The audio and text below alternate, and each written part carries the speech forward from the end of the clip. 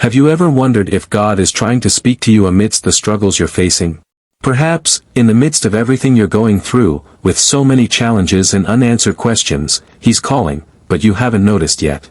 The story of Samuel, one of the greatest prophets and judges of Israel, is proof that God speaks to us, even when we are unprepared or least expect it. Through this rich and powerful narrative, we can not only see God's calling for our lives but also His answers to our deepest dilemmas. It all begins with Hannah, Samuel's mother, who knew firsthand what pain and despair are. For years, she tried to have children, but without success. At that time, this was seen as a great misfortune, and Hannah constantly suffered from scorn and humiliation, especially from Peninnah, the other wife of her husband Elkanah, who relentlessly provoked her. Imagine the pain Hannah carried. As if her personal struggle wasn't enough, she also had to endure constant criticism, judgmental looks, and a sense of helplessness.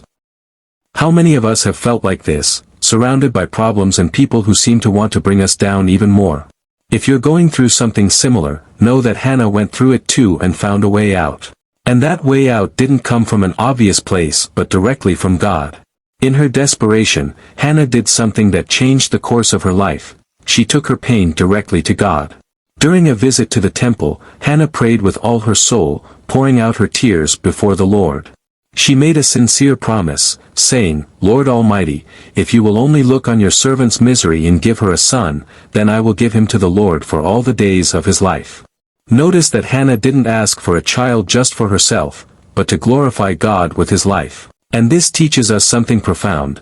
When we lay our greatest desires before God with humility and faith, He not only hears us but acts in grand ways. Have you laid your biggest dreams in God's hands? What if He's been waiting for this gesture of faith from you? God heard Hannah's prayer. He always hears. Even when we think He's distant, He's attentive to each of our words and tears. And God's answer to Hannah was the birth of Samuel, a true miracle. Imagine the joy and relief in Hannah's heart. She not only had the son she had longed for but also experienced the power of a God who does not forget His children. Maybe you too have been waiting for something for a long time, whether it's an answer, a miracle, or a change in circumstances. The story of Hannah and Samuel reminds us that God works in His perfect timing. He sees your pain, knows your heart, and in the right moment, He responds. As soon as Samuel was weaned, Hannah fulfilled her promise. She took the boy back to the temple and entrusted him to the priest Eli, so he could serve God all his life. For us, it might seem hard to understand how someone could give up their own child, but Hannah knew that Samuel was a gift from God, and her greatest desire was to honor the Lord with his life. This makes us think, are we willing to surrender to God what we love the most, trusting that He has a greater purpose for our lives? Hannah teaches us about true surrender, complete trust in God, even when the sacrifice seems too great. Samuel grew up in the temple, serving God, but something interesting happened. Although he was in a religious environment, involved in temple practices, Samuel still did not know God personally.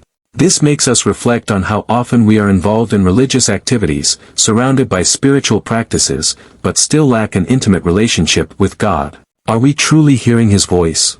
Or are we so immersed in routine that we fail to recognize when God is trying to speak to us? One night, as Samuel slept, he heard a voice calling him. Thinking it was the priest Eli, he ran to his room and said, "Here I am, you called me." But Eli said he hadn't called him. This happened 3 times until Eli realized it was God Himself calling Samuel. Eli then instructed the boy to say, "Speak, Lord, for your servant is listening." This was the decisive moment in Samuel's life, the first time he heard God's voice directly. And you, are you listening to God's call for your life? Perhaps He's trying to speak to you through circumstances, through the people around you, or even through the silence. God's message to Samuel was serious and difficult. He revealed that He would judge Eli's household because his sons were acting corruptly, and Eli hadn't corrected them as he should have. This was a heavy message for anyone, let alone a young boy like Samuel. But even so, he had the courage to tell Eli everything the next morning. This teaches us a lot about the responsibility we have when God entrusts us with something, especially when it involves confronting the truth. Often, we avoid difficult situations, run from uncomfortable conversations, but obedience to God requires courage and integrity, even when the words are hard to say.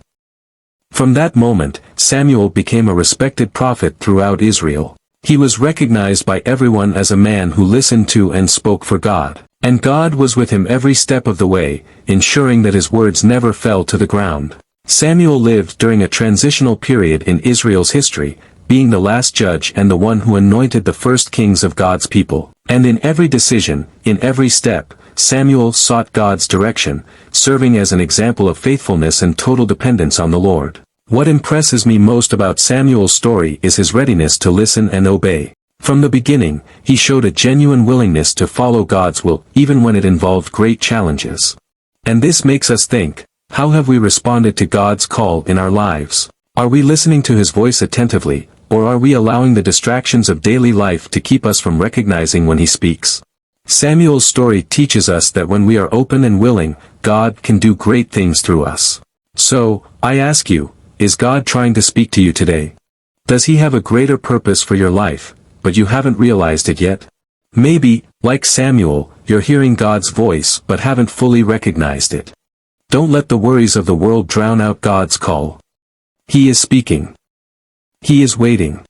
All he needs is a heart willing to say, "Speak, Lord, your servant is listening." If this message touched your heart, don't stay still.